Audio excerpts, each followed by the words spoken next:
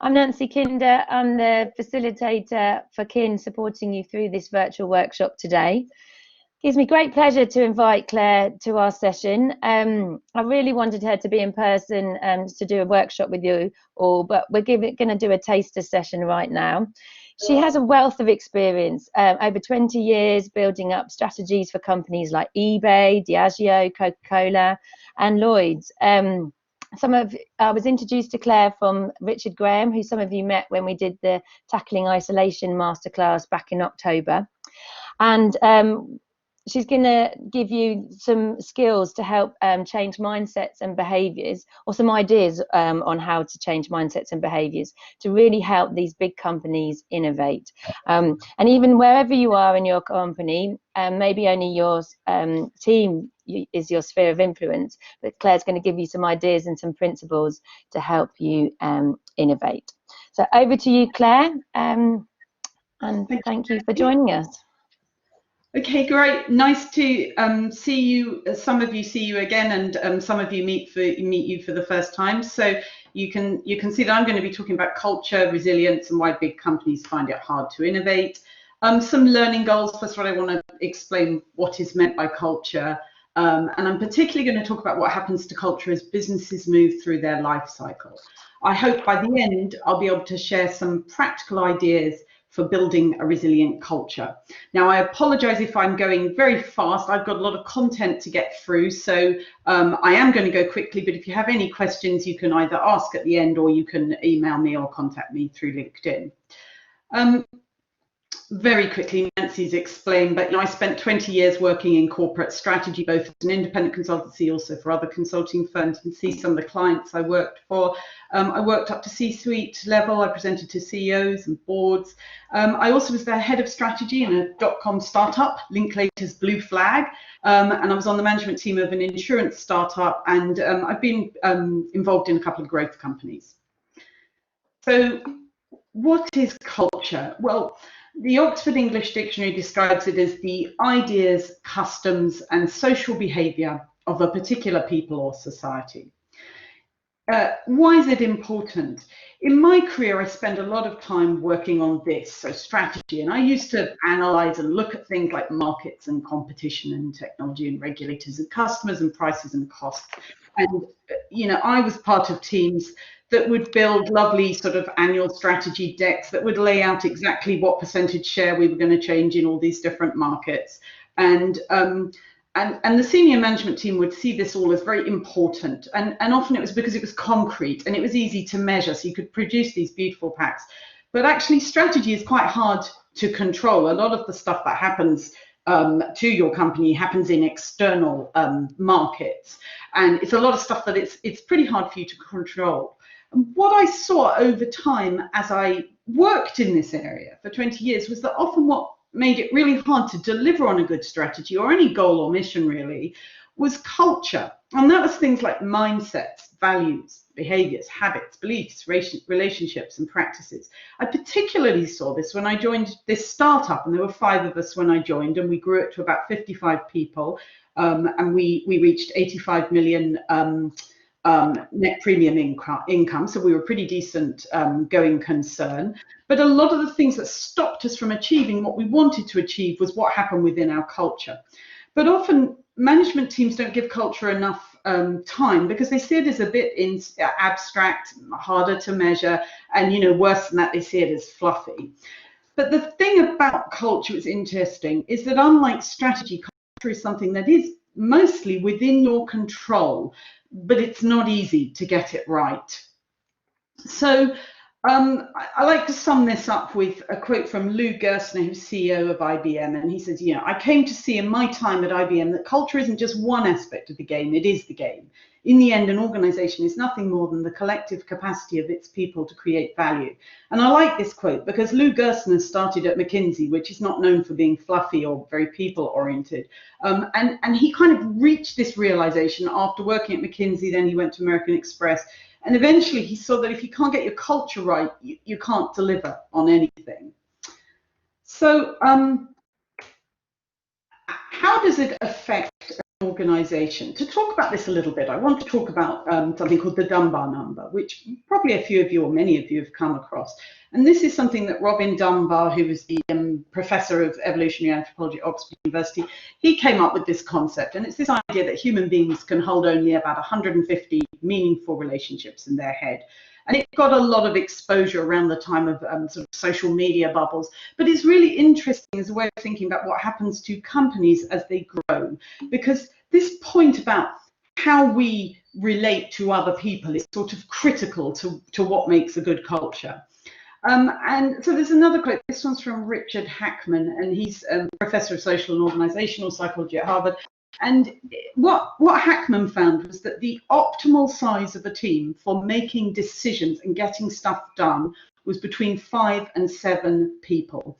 And what he showed was that when a team got above 10 people, the complexity of the relationships became so great that it was really hard to make any change or anything happen because of the complexity of those relationships. Now, there's a caveat to that, which is that you want diversity, you want the right people in the room. So sometimes you have to deal with that complexity. But if you want to get stuff done, you have small team sizes. Now, I can illustrate this, and in particular what happens to businesses as they grow, by talking about what happens to group sizes. So if we think of a startup business, and maybe it's a little group of 5 people like it was in my company, my startup, and it feels a lot like a family. And some of the things that you see in a family are things like high trust and high reciprocity. Now, without a doubt, you also see high conflict in families. But what you don't have in families is that freeloader problem. There's nowhere to hide in a family. So everybody's aware of what everybody's doing and everybody mucks in. And sometimes there's a lot of conflict and disagreement. But essentially, families pull together when something needs to be done. And in these small group sizes, what you see is you tend to see sort of all hands to the deck, lots of workarounds, lots of teamwork, shared labor, and you see a lot of discretionary effort. So when you have a small company, a startup company, these are the types of characteristics that you see in those companies. Now, maybe this company grows, it becomes successful, it grows to about 15. 15 is an interesting mark point because 15 is about the maximum size that you'll find of any sporting team, and that tells you something about the number of people that we can reliably manage or coordinate towards a goal. So going back to Hackman's quote, he thinks it's 5 to 7 people, but you can get away with 15 with one leader on the pitch. But what you can see is that as your company grows, once it's above 15, you have all these very complex dynamics, which means it's going to stop resembling that little high trust, high reciprocity family where everybody mucks in, and you're going to start to see some new dynamics occur. Now, by the time this company is 30, you will definitely start to need some organizational structure in it. You're going to need to break it up into smaller groups who can be pushed to complete goals or outcomes. So you start to get your teams and your managers. Now, companies organize themselves in different ways. So you don't just have to have a kind of hierarchy with managers and they have a team. You can have self-organizing teams. You can have project teams. So there's no limit on how you can organize a company. But once you get to 30, you're almost certainly going to have to start to break it into smaller organizational units. And as companies grow, startups and growth companies grow, this is where they start to really hit the problems. And the problem that they have usually is that the founders and the management team are now struggling with a lot of day-to-day management, but they're hitting all this kind of cultural white noise which is coming out because the coordination of these teams of people isn't being done in the best possible way. By the time you get to 50, this really starts to show itself. And if they haven't got good managers in place and started to get some good structures and organizational processes in place, this company begins to become really hard to manage. And having been through this exact process, I can testify that at 50, the CEO was dealing with daily moans from people who were lower down in the business who'd been used to going to him when we were a family team size, and now we were 50. He needed to lift off and step away from all that day to day, but he couldn't because we didn't have effectively organized units. And by the time you get to 150, well, we've reached the Dunbar number. So you're a tribe. So there's still a fair amount of trust and reciprocity. You still recognize people within this organization.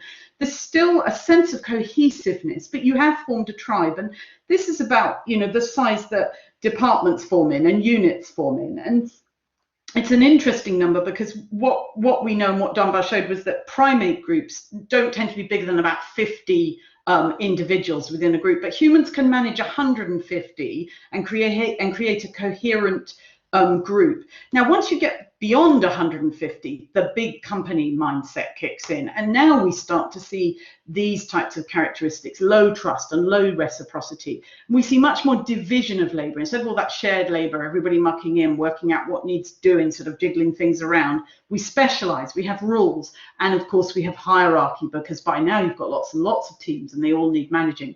Instead of people putting in discretionary effort, you see much more transactional work. And what's transactional work?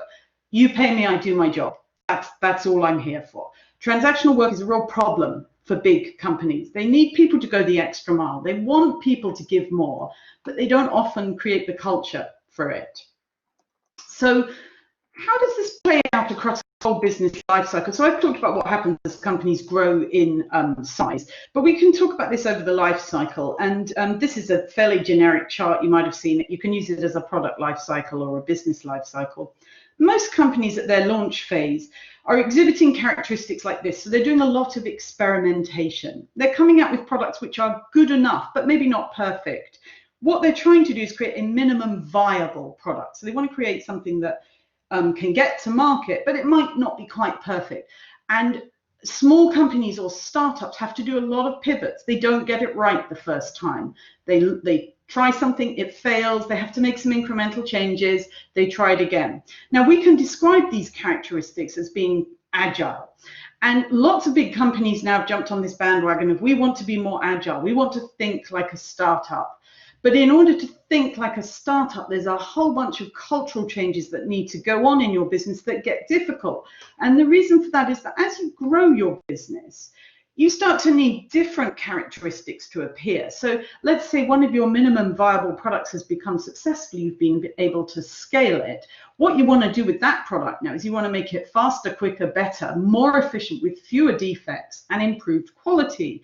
Now, these cultural characteristics are far more associated with Kaizen, which is the Japanese word for continuous improvement, or lean. And lean is basically what happens when you boil down Kaizen over 50 years and turn it into something that you can market. But Kaizen, the original method, which came out of the Toyota production system, which was something that was created by Toyota themselves and also an American management guru whose name was Ed Deming.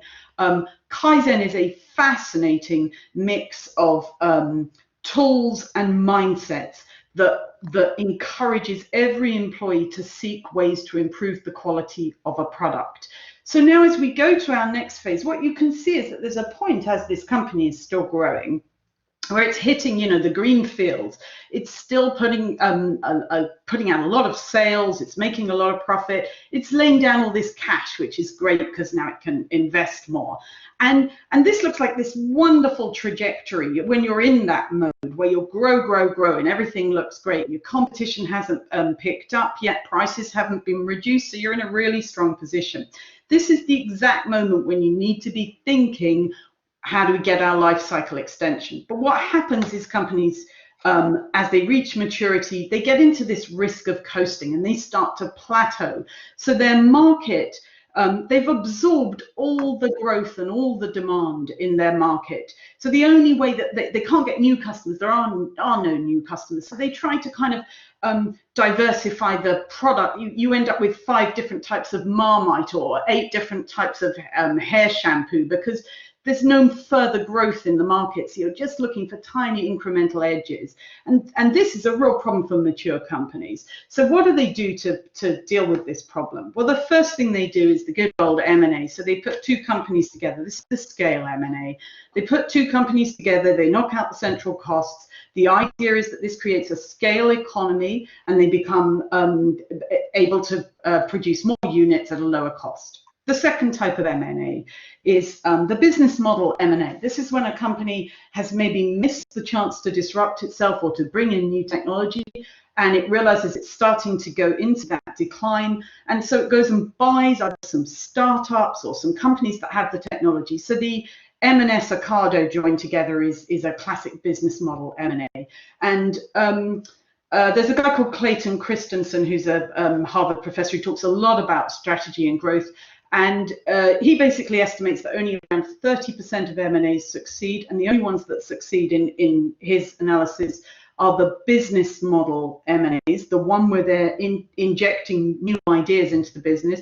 But many of them fail too, and often it's because they put that new company culture, that startup culture, right next to the mature company culture, and they try and bash them together, and that kills whatever it was that made the other company successful. And then we have, the transformation. So the big company knows it needs to change the way it works. So it either does an organizational transformation to try and sort of inject some new vim into their people, or they do a digital transformation, which is all about reducing costs. But they essentially try to transform themselves, to try and approach the world differently. So McKinsey estimates that only 30% of transformations succeed. So some of you may have been through a transformation and may be able to testify to that.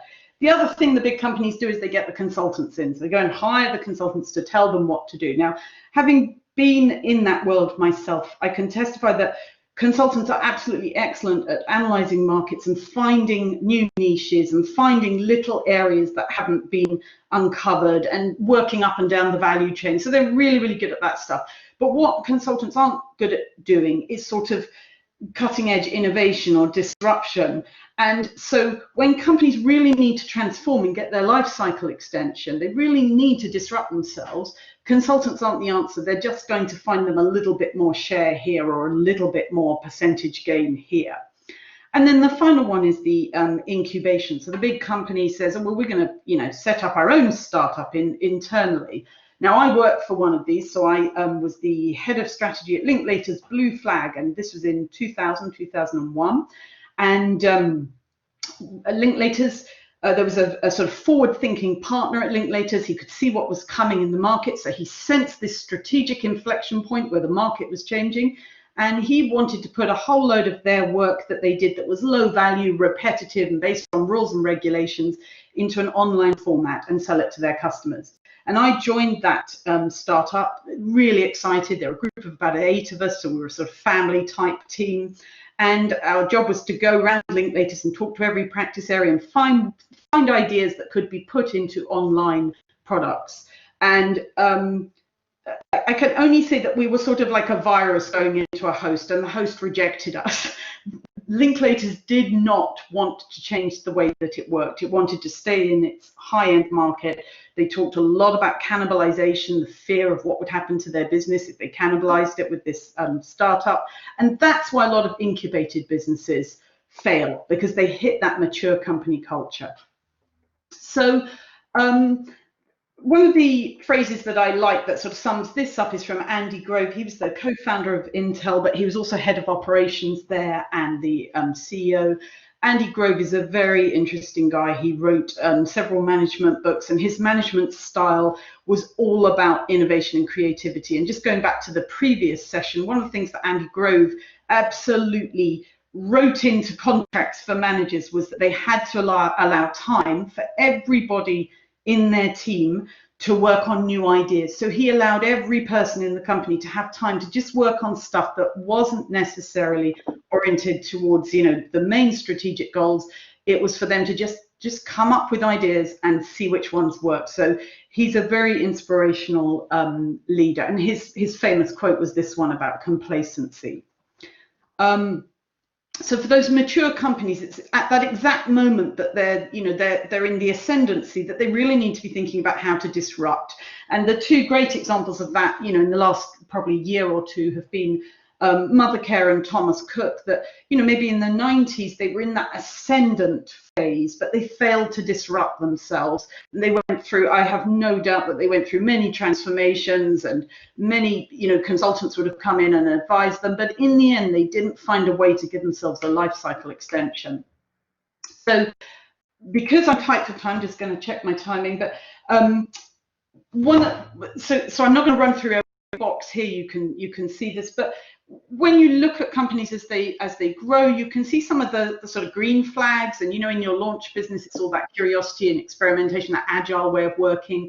Then as you grow, you see workflows and standardized tasks and quality control coming in.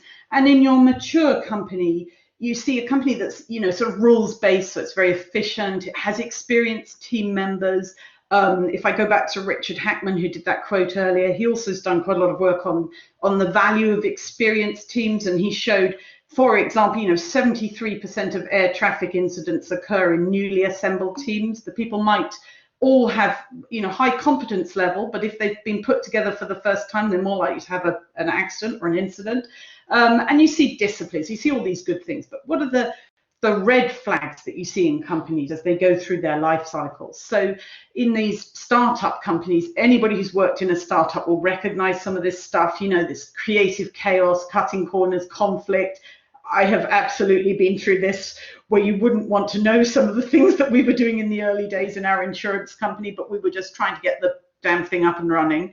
And then as the company grows, what you see is a lot of those people who were great in the early stages and really good at getting stuff done, they get promoted into management roles. And you find that somebody who's a real go-getter, a real trail finder, who can see what needs doing, is not suitable for managing a team of 10 operations people. So these are the types of things that happen to companies as they grow.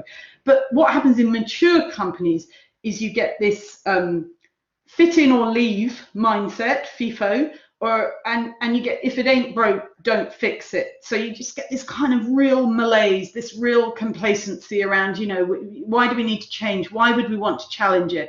And then as companies get to that phase, you see that roles become much lower variability. So people end up doing repetitive and low variability tasks.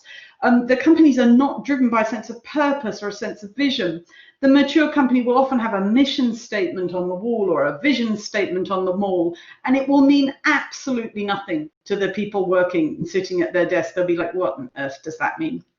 You see silos, which silos really are just a set of tribes within a company. You see the ivory tower senior management team. So you see the senior management team, on the top floor with their fancy offices.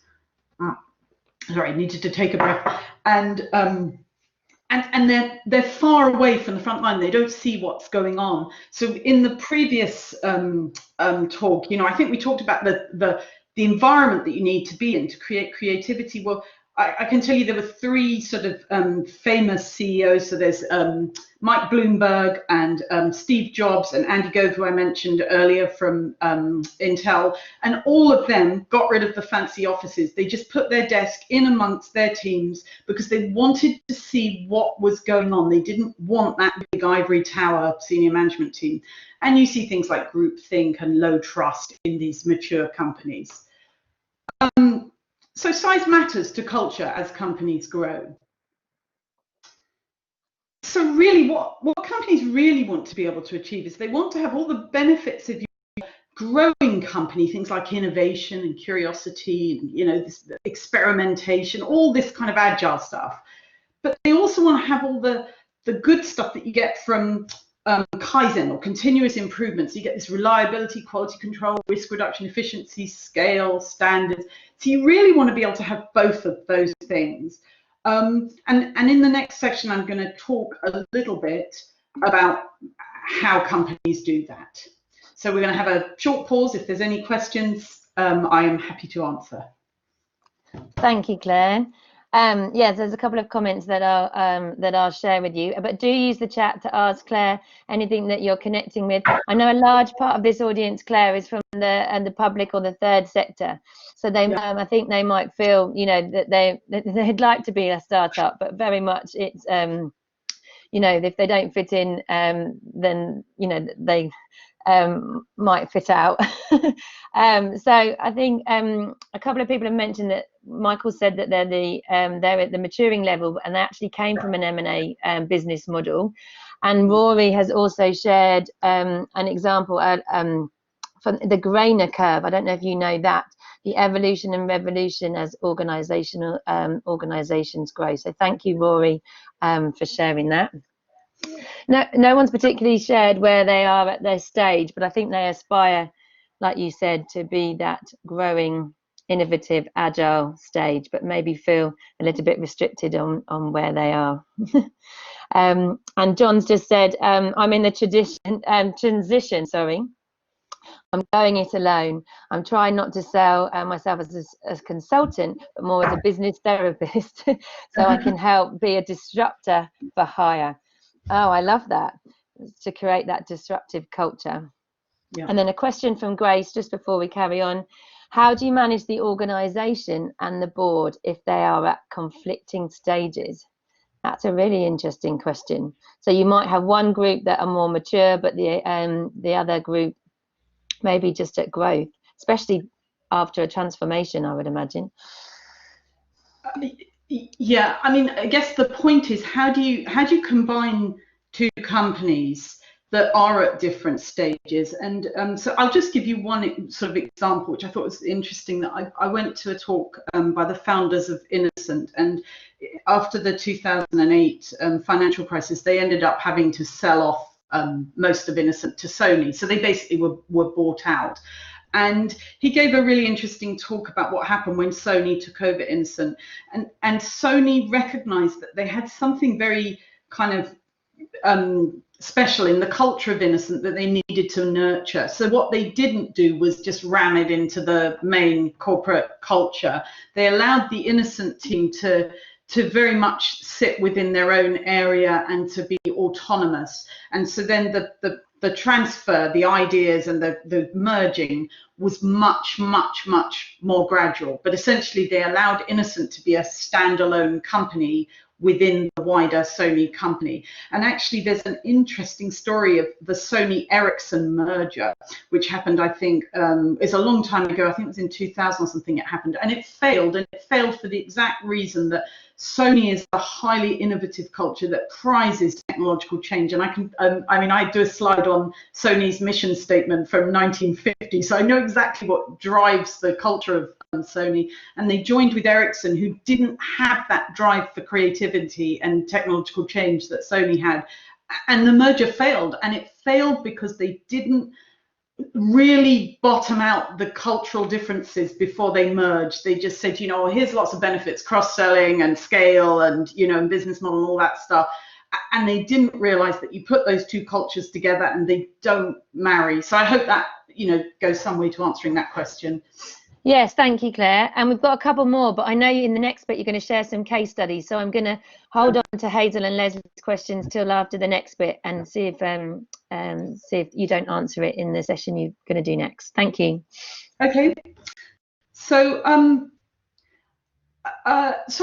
guess that what I'm going to talk about now, we talked about the sort of macro view, the high level view of what happens to companies, but I want to tell you that this happens at the micro level as well. It happens within your team every day. So this sort of whole idea of how things mature and decline out, and it happens at the task level. So you might ask, what do I mean by that? Well, I'm going to the task life cycle now. What do I mean by a task? A task can be anything. So it can be something as simple as taking a message for a colleague. And perhaps the first time you take that message, you might think, well, I'm just going to scribble it down on a post-it note and stick it on Julie's desk. And what you probably don't realize is that you're actually doing a creative thing at that point in time. So there's a creative process in saying, how can I tell Julie that somebody called her? Now, over time, that task might scale up, it might magnify, and you might need to do it many more times. And what you're finding is that this whole post-it note thing is just not going to work out. So you perhaps start to think about how you could make it a little more efficient. So maybe you have an Excel spreadsheet and you share it with everybody in the team.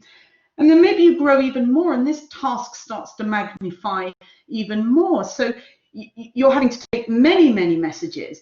And you think, well, maybe we should hire someone to do this, but we don't want them to go back to the whole post-it note thing or the spreadsheet thing. So we really need to write down a process that tells this new person how to do it so that we can scale this task quickly without reinventing the wheel. So Jack, he starts taking messages, but Jack's manager notices that Jack's a really kind of, he's a really good employee and he would like him to spend more time on higher value tasks. So they start wondering whether there's some software or online services available to help them automate message taking. So maybe they can free up a bit more of Jack's time. And eventually, this company's maybe really grown by now, and they still have so many messages coming in. Eventually, somebody says, well, should we still be doing this? Should we be taking all these calls about these problems? So they then go back a whole stage and start afresh and say, should we be looking at some other way to stop all these messages from coming through? And so you see that this task life cycle goes through phases, and they're very similar to the phases that businesses go through. So they go through this phase of innovation, and then they go through a phase of sort of standardizing and proceduralizing, maybe automating. And then what you hope that they're going to do is go through this phase of disruption. But what often happens in companies is that jobs get stuck in one area. So, oh, you're an innovator, so you're going to have lots of ideas. But you just need to follow that process and just do it that way, because that's the way we've always done it, and we're never going to do it differently. And it can be really hard to get companies to break out of that way of doing things and to encourage their teams to push every task through this life cycle, to constantly challenge a task and say, can we do it more efficiently? Can we standardize it? Can we do it differently? Do we need to restart and think again how we do this? So how could it work in your team? And I think this is a really good time to be asking this question, because without a doubt, because of COVID-19, you'll have had to have gone through that task life cycle on maybe quite a few things within your team. And it might have been an unusual way of working. You might have really liked it, actually. It might have been the first time that you were sort of given the opportunity to run through a whole new process of doing something. So you probably started off with, maybe there was, the order came through that everybody's going to have to work from home. And I'm sure many cries went up of, oh, we have no idea how we're going to manage to do that. But you would have started with this kind of question, which is, how could we meet this need? So you're going through a sort of innovative, creative process in doing that.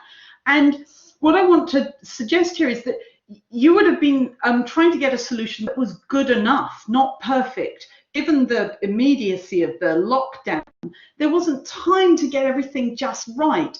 And in big companies, they really struggle with this idea. So they try to make things perfect because they've got their procedures and their rules and their standardization. They can't understand the agile way of working, which says it's okay for a solution to be good enough. It's just got to be the minimum viable product to work. And of course, when you're in an agile environment, what you do is you test things and then you learn from the results. So you don't always expect things to work out, but you just try and put stuff out there and you see how they work. Now, that's your agile phase, but pretty quickly you'll have probably gone through a phase where you start to standardize and proceduralize and maybe even automate some of the things that you did. So, I was thinking an obvious thing that all companies will have had to do is work out how to run their weekly or monthly team meetings. And so probably the first time you did it, everybody went on Zoom, and that was just about good enough, and maybe you learned something from it. But I'm guessing that after a while, these team meetings, you had some mistakes that were coming into those meetings where you're thinking, oh, do we have to reinvent the wheel on that every time? So how could we standardize this to make it more efficient? So maybe you sent out pre-read materials, or maybe you started the meeting 5 minutes early to get everybody in the room. So there would have been things you did to make it more efficient. And what you don't want to be doing is just sort of creating an inefficiency and then building it into the process.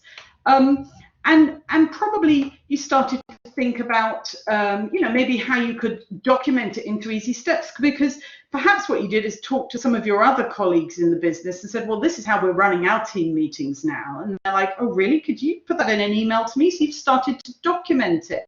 You might even have created some tools or scripts or guidance so that everybody knows how you're going to run the meeting. Now, COVID-19, without a doubt, has forced people to look for software and online tools that help them to do this more quickly. So we can see that automation phase will have happened. And I mean, I'm personally somebody who feels that we shouldn't be afraid of automation or AI. We should see it as that way to push things around the task life cycle so that we can push humans into the more interesting stuff, which is when they use their brains and they challenge things and they think of new ways to do things.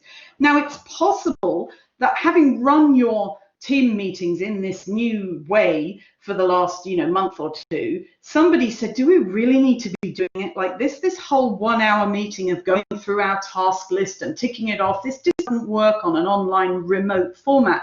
So maybe you've reinvented your team meeting, and maybe you do a 10-minute huddle every morning on Zoom, and everybody just joins in and you just quickly say your issues. You maybe tell a funny story about your kids, and any other stuff is done through email.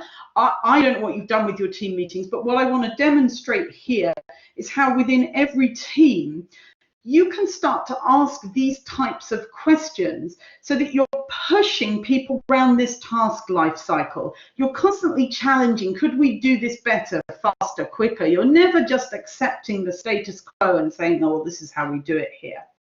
Now, and sorry, final thing on this slide is to sort of remember that this stage here is really your agile stage, your innovative stage, where it doesn't matter if it's perfect, it doesn't matter if it's right, you're just trying new things.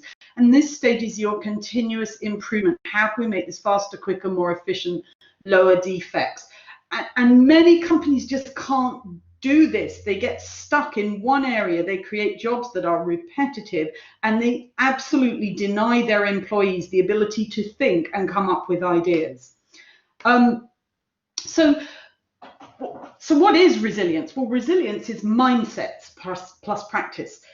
I've just shown you this slide, and I don't doubt for a second that some of you will be thinking, well, we want to work like that, but we can't. Now, what stops people from not being able to challenge and push through the task life cycle and constantly be looking to innovate and disrupt? What stops that is mindsets like, you're not paid to think. Do as I say, leadership. Let's hire consultants. They help us work out, solve our problems. Leadership by fear. This is where people don't feel able to speak up or speak their mind. Our goal is to deliver great returns to our investors. I mean, there's absolutely nothing wrong with that, but companies that focus just on short-term returns are less resilient than ones that focus on the bigger picture, which I'll talk about in a second. That's someone else's problem. I mean, I'm sure that many of you will have come across this where you work.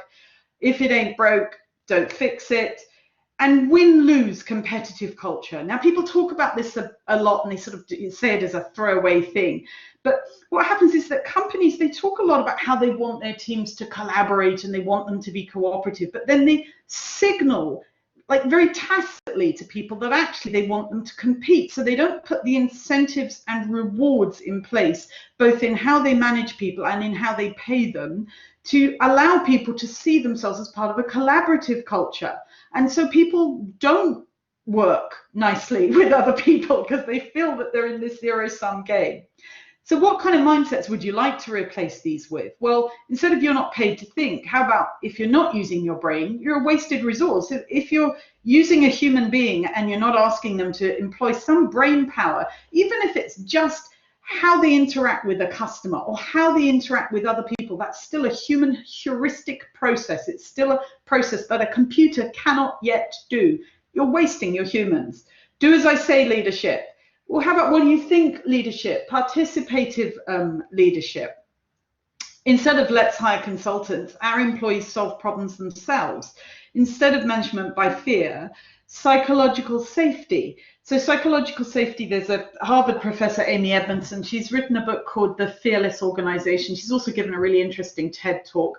And she studied clinical teams. And what she found is pretty horrifying. She watched as nurses in an operating theatre stood next to surgeons who they knew were making mistakes but felt unable to speak up.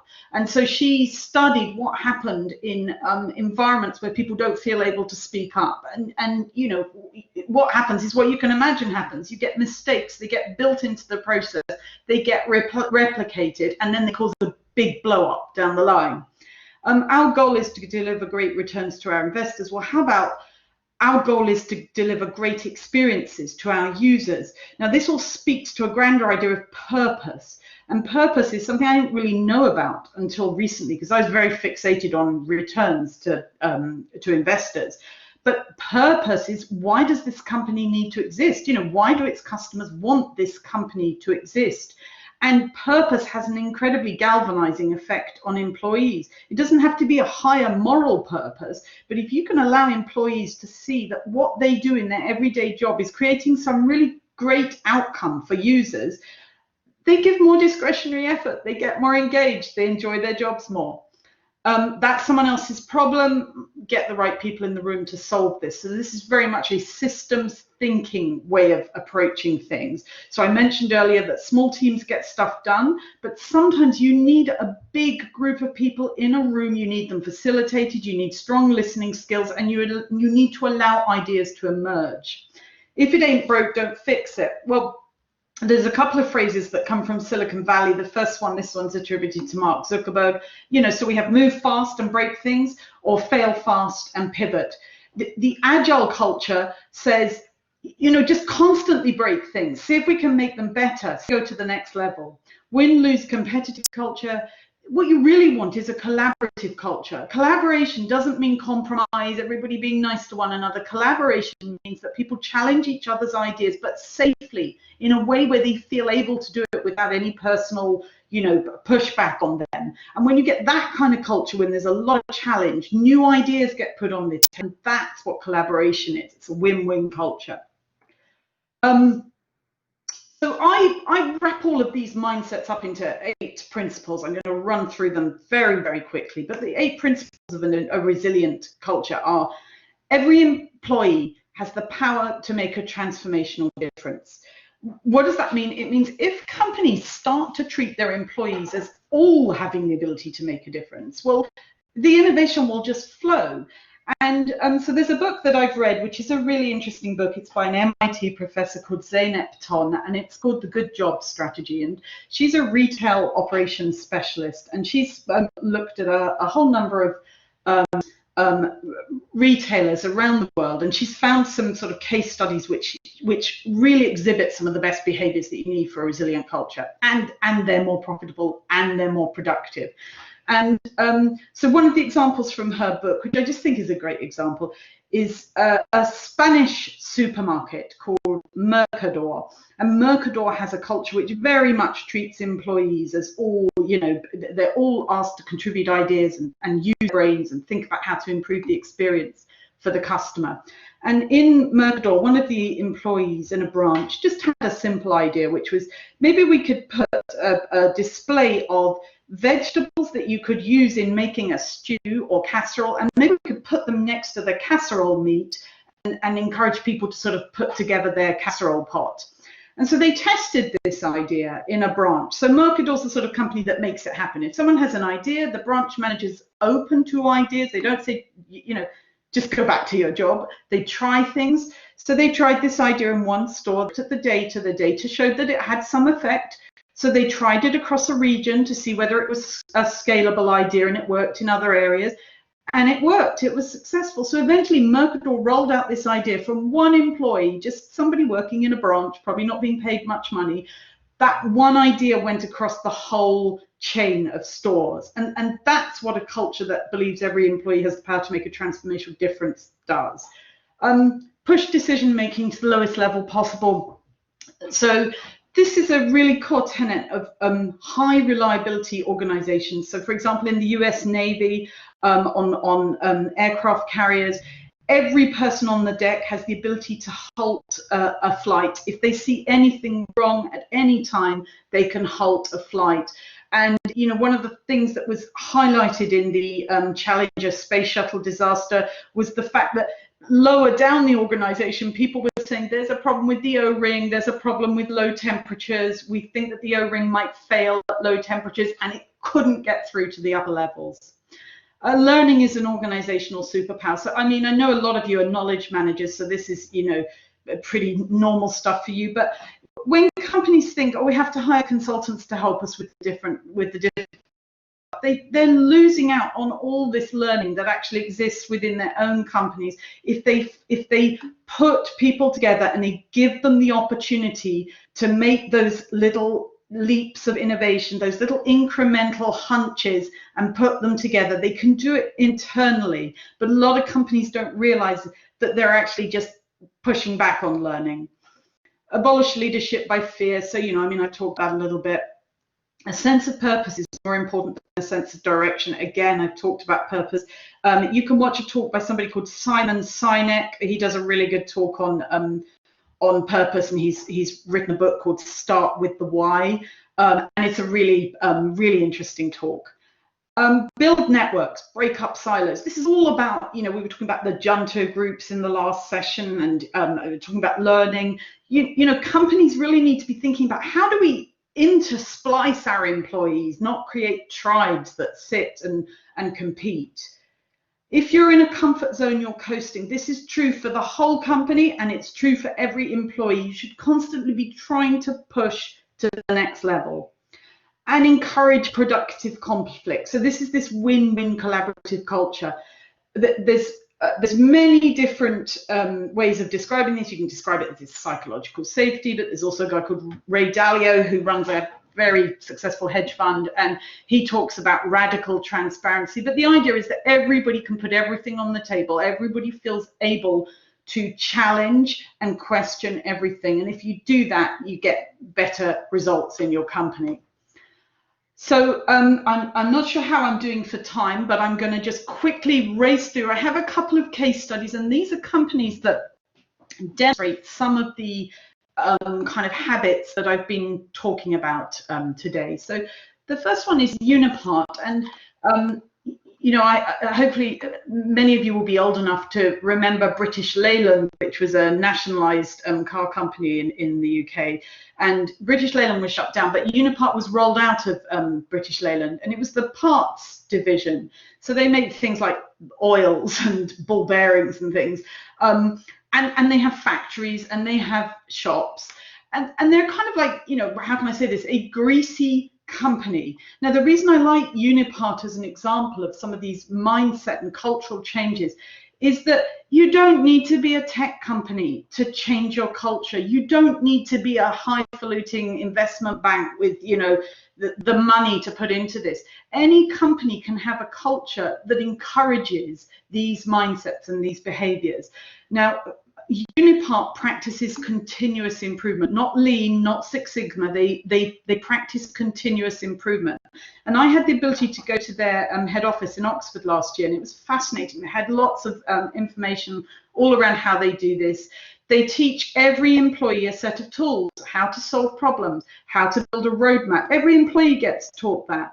And I went into their staff canteen, and I was absolutely amazed to see a whiteboard with a problem statement and how the team had all thought within the staff canteen how they were going to solve a particular problem. They also had a roadmap written on the wall.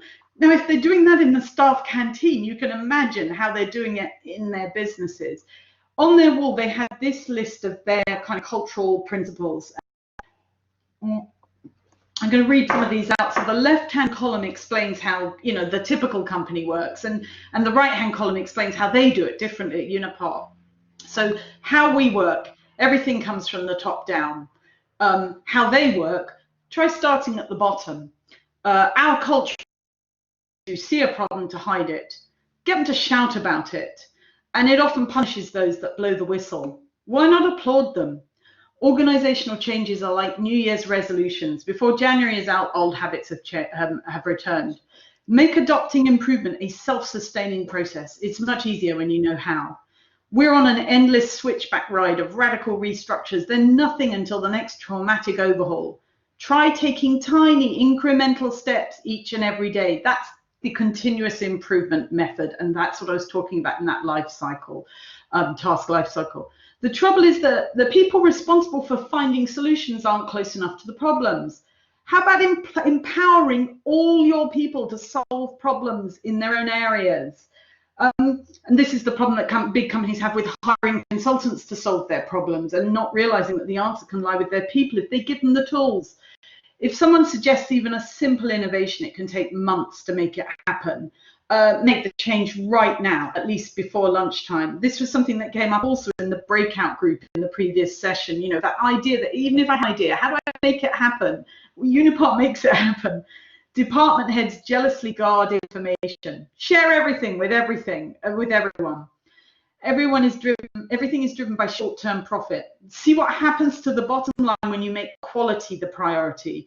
Now, so they don't talk about purpose as such, but quality is all about creating an experience or an outcome for a customer. So it's really the same thing. How do I, why do I exist for customers? What do they want me to do?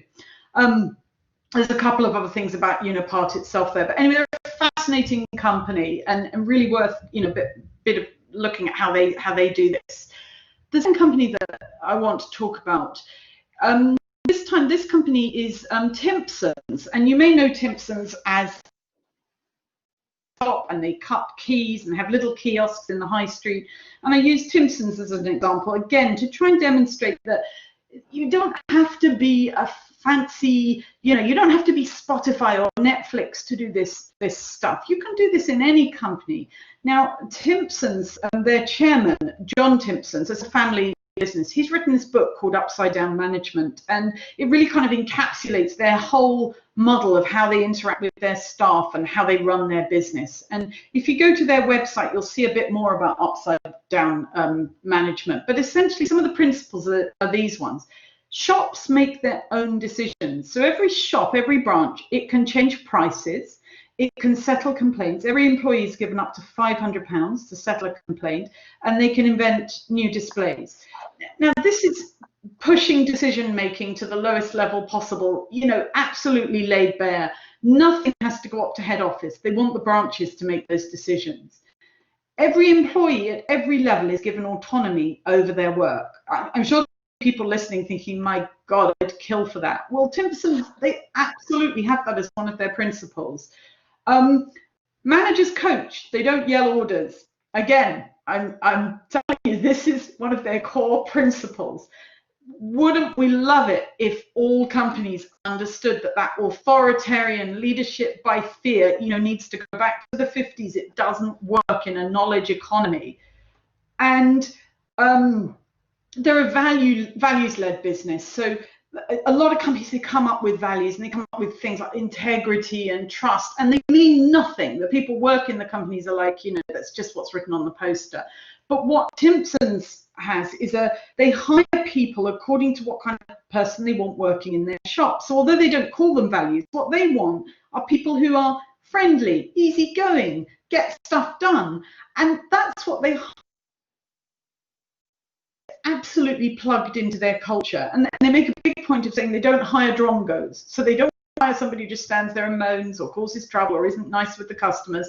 That's how they hire people. Now, I always use Timpsons as a case study because what's so remarkable about Timpsons is this level of trust that you can see on display here. Giving trust to every employee is particularly unusual because 10% of their workforce are ex-offenders. And John Timpson, who's a very interesting person, he went to a prison some years back. He met a guy and he felt that this person deserved a second chance and could actually be a great employee. So he employed him. He's now a branch manager. John Timpson got really interested in how to help people who've been in prison. So 10% of Timpson's employees are ex-offenders, and yet they still have the ability to make decisions and have autonomy over their work. So I hope you found that interesting. We're going to break for questions now, and very quickly, at the end, if you could go on LinkedIn, if you found this interesting, connect to me, and if you could post a message saying you enjoyed it, or if you enjoyed it, that would be great. Thank you, Claire. Yeah, we had some questions rolled over from halfway. Leslie from Severn Trent Water said, have you got any advice for influencing creativity and culture in a very heavily regulated organisation like utilities and things like that? Yeah. Have you got any specific principle that you would focus on first, perhaps, or? Well, I mean, I think we talked about this a bit in the previous session, but I mean, I've done loads and loads of research on this. What is creativity and how do you make it happen? So a couple of things that I'll say, three things. So one is slack, and the difficulty is, do you have the culture that will accommodate this? So slack means you have a little bit of time within everybody's day which is available to work on things that are non-core, and And so in Google, for example, they have this thing they call the 20% rule. You know, people argue about whether it exists, but it's this idea that 20% of your time can be given up to non-core projects. Andy Gove at Intel, you know, he built this into everybody's role, that there was Slack where they could work on this stuff. The second thing, which I mentioned in the previous session, but is this idea of mindlessness. So if you allow people in your team to do some mindless work, so long as they're very much oriented towards, you know, a sense of your team's mission, and that means they're engaged, they really want to make things work, they really want to get better. If you give them some mindless work to do, that's when your brain drifts and you think, oh, I wonder if we could do it like this. Then another thing that some companies do is a FedEx day. And a FedEx day, the idea of FedEx is we deliver within 24 hours. So a FedEx day, it sort of came out of the software community, but the idea was that you'd get a group of people together, people who'd never worked together before, they weren't necessarily software engineers, and you'd create a challenge or a problem, and you'd split people into teams, and you say 24 hours, come up with some kind of minimum viable product. How do we deal with this, or how could we come up with this? So these are all things to foster creativity. If you don't have a culture that fosters it, you know, it can be really hard. But within your team, you can allow time, you can allow slack, and you can allow mindless work. But slack and mindless work can only work if you have an engaged team that are really, you know, interested in achieving goals. Great, thank you. From the chat, it looks like it's often ideal, that collaborative culture, but not always encouraged. And it's creating that space for Slack to happen is harder. So Hazel's question was, how do we maintain that proactive change or that disruptive culture rather than reactive change as innovation grows? And that's probably our last question today. So I'm not sure about that, but so I'm not quite sure about what the question is. So how do we maintain proactive change? Okay, so basically what I hope that I've shown both through the business lifecycle and the task lifecycle is that everything can be broken into a set of agile tasks and a set of continuous improvement tasks, but many companies don't do either. So they don't have an agile mindset where they're sort of saying, how could we do this differently, and what, you know, let's just get this out the door.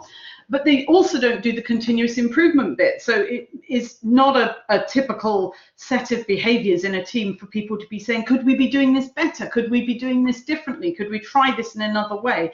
And so most companies don't even get as far as that. But if you're a manager and you really feel that this is something that could work for your team, and you feel that you're able to do it within your cultural sort of situation, then what you have to do is you kind of recognize the things which are about innovation or creativity. And innovation and creativity doesn't have to be about software. It could be about, let's put the meat next to the vegetables. So creativity doesn't always, you know, dress itself up as fancy, out there stuff. And you give that little bit more slack and time for your team. And most importantly, you understand that if it's an innovative task, then there's going to be failure. So you have to have this mindset of we fail fast, we pivot, we try again, we try something new. So you as a manager will have to adopt that mindset. If we're trying something for the first time, I have to allow a little bit more failure. But then in the rest of your task, which is, this is a concrete and repetitive task that we've been doing for a long time, you know, there's less room for failure. So what you're trying to do there is improve quality. And the only way you can improve quality is allowing your team to constantly challenge, could we do this better? And so that's my answer. How do you do this incrementally? You build those mindsets into your team. That's what Unipart was talking about when it said, oh, we have all these radical restructurings. And they said, well, how about incremental improvement every day? If you have teams that are constantly saying, yeah, but why do we do it like this? How could we try this? Shall we try and do that? And if you have a management style that is accepting of that, then you can make it into an incremental, you know, part of how you work. Thank you. I think that's what the challenge is, isn't it? But what you're saying is try and do it in your sphere of influence, do it in your teams, and then those steps will help evolve that culture. Thank you, Claire, so much for preparing and sharing your experience with us today. I will share with you all the comments so you can see what's been discussed.